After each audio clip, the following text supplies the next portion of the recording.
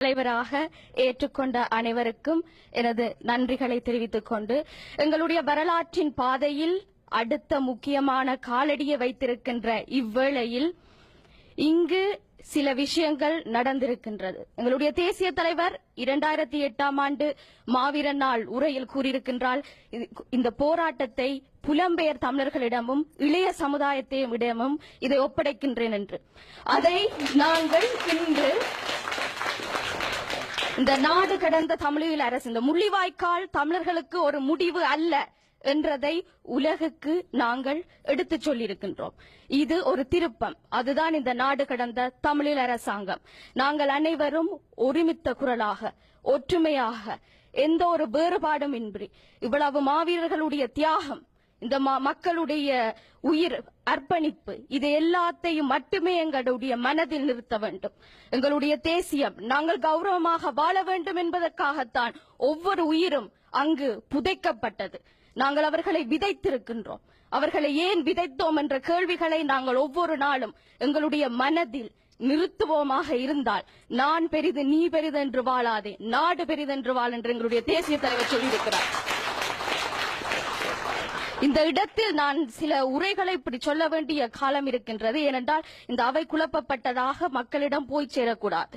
இது நேர்மையான வழியில் நாங்கள் தொடர்ந்திருக்கின்றோம், உண்மையாக செயல்பட்டுக் கொண்டிருக்கின்றோம். மக்கள் எங்களை உண்மையாக தெரிவு செய்து அனுப்பியிருக்கிறார்கள், எங்கள் மேல் நம்பிக்கை வைத்து அனுப்பியிருக்கின்றார்கள்.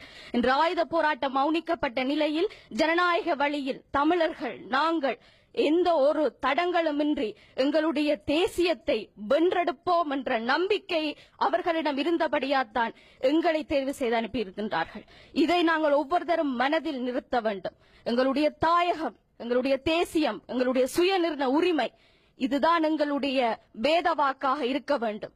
நாங்கள் பதவிகளுக்காகவும் பந்தாக்காகவும் இந்த நாடு கடந்த அரசில் பிரதிநிதிகளாக வரவில்லை. எங்களுடைய நோக்கம், எங்களுடைய தேசியம், அதுதான் முக்கியம். மக்களுடைய வாழ்வு. இந்த நாட்டில் நாங்கள் அகதிகளாக இடம்பெயர்ந்து வாழ்கின்றோம். எங்களுக்கென்று ஒரு தனி நாடு வேண்டும்.